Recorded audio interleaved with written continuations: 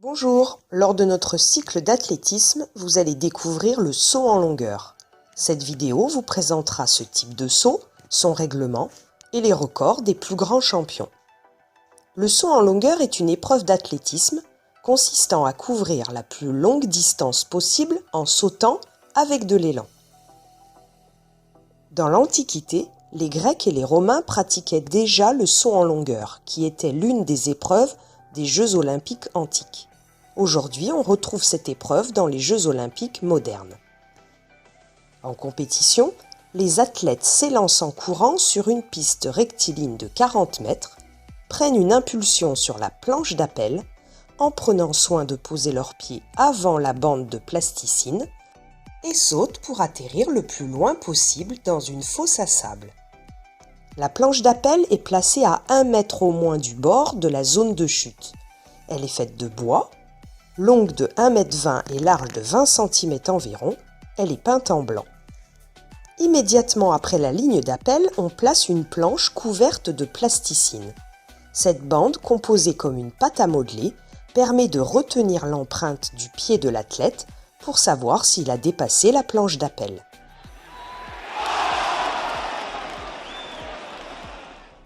L'athlète qui touchera la plasticine et qui aura donc dépassé la ligne d'appel ne verra pas son saut mesuré. On dit qu'il a mordu. La zone de chute est une fosse de sable qui a au moins 2,75 m de large sur 10 mètres de longueur.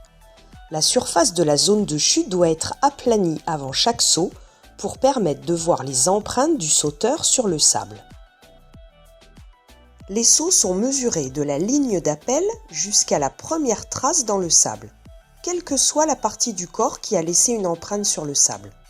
Si par exemple, je me réceptionne sur mes pieds dans la zone de chute et qu'ensuite mes mains touchent le sol derrière moi, la mesure sera effectuée à partir de la première trace de mes mains. Et pour effectuer la plus grande distance, il faudra essayer de se rapprocher le plus possible de la ligne d'appel, car si j'ai sauté en posant mon pied 20 cm avant la ligne, ces 20 cm ne sont pas mesurés et sont donc perdus.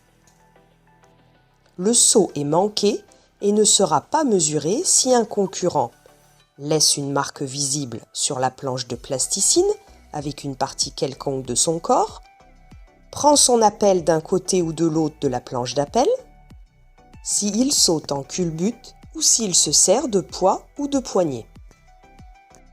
Au collège, nous ne disposons pas d'une zone officielle de saut en longueur, mais nous sauterons dans la fosse de sable à partir du terrain de handball sur le plateau sportif. En compétition, les concurrents ont généralement 3 essais et pour les 8 meilleurs, 3 essais supplémentaires. Le gagnant est celui qui a réalisé le plus long saut mesuré. Les athlètes utilisent des marques sur le côté de la piste pour repérer l'endroit où ils vont commencer à courir. Avec cette marque, ils peuvent ainsi courir rapidement et arriver à chaque fois avec leur bon pied d'appel sur la planche d'appel. Le record du monde est détenu chez les femmes par Galina Chistiakova avec un saut de 7,52 m.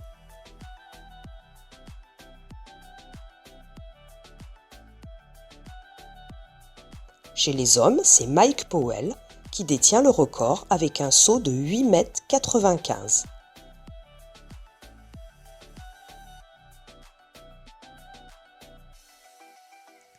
Voilà, cette vidéo est terminée et il ne me reste plus qu'à vous donner rendez-vous à votre prochain cours.